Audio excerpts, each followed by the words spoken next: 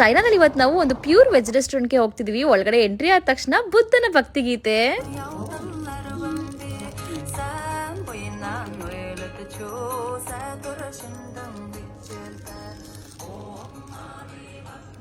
Restaurant ತುಂಬಾ ಚಿಕ್ಕದಾಗಿದ್ರು ತುಂಬಾ clean ಆಗಿ ಇಟ್ಕೊಂಡಿದ್ದಾರೆ. ಚೀನಿಯರು ಎಷ್ಟೋ ತರದ ಮಾಂಸಾಹಾರಿ ತಿಂತಾರೆ, ಬಟ್ ಈ ತರ ರೆಸ್ಟೋರೆಂಟ್ ಗಳು ಕೂಡ ಇಲ್ಲಿ ಇರೋದು ತುಂಬಾ ಜನಕ್ಕೆ ಆಶ್ಚರ್ಯ ಅಂತ ಅನ್ಸ್ಬೋದು. ಬಟ್ ತುಂಬಾ ಕಡೆ ಈ ತರ ವೆಜ್ ರೆಸ್ಟೋರೆಂಟ್ ಗಳಿದೆ.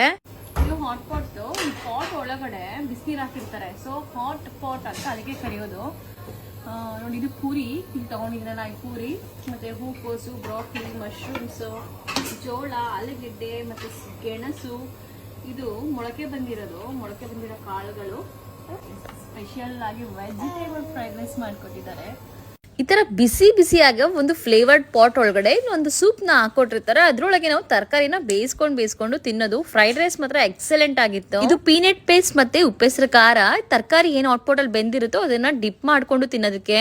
ಸುಮಾರು ಜನ ಕೇಳ್ತಾರೆ, ನೀವು ವೆಜಿಟೇರಿಯನ್ಸ್ ವೆಜ್ ಆಪ್ಷನ್ಸ್ ಚೈನಾದಲ್ಲಿ ಇದೆಯಾ ಅಂತ. ತುಂಬಾ ವೆಜಿಟೇರಿಯನ್ ಆಪ್ಷನ್ಸ್ ಚೈನಾದಲ್ಲಿ ನಮ್ಗೆ ಇವಾಗ ಸಿಗುತ್ತೆ. ನಾವು ಆರ್ಡರ್ ಮಾಡಿದಂತ ಒಂದು ದೂರಿಯನ್ ಫ್ರೂಟ್ ಪಿಜ್ಜಾ ಕೂಡ ಬಂದಿದೆ ಇವಾಗ. ಇದು ಕೂಡ ತುಂಬಾ ಚೆನ್ನಾಗಿತ್ತು. ಈ ವಿಡಿಯೋ ಇಷ್ಟ ಆಗಿದೆ ಅಂತ ಅನ್ಕೋತೀನಿ. ಮತ್ತೆ ಒಂದು ಚೈನಾದ ಹೊಸ ವಿಡಿಯೋದಲ್ಲಿ ಸಿಗ್ತೀನಿ. ಅಲ್ಲಿವರೆಗೂ ಎಲ್ಲರಿಗೂ ಬಾಯ್ ಬಾಯ್.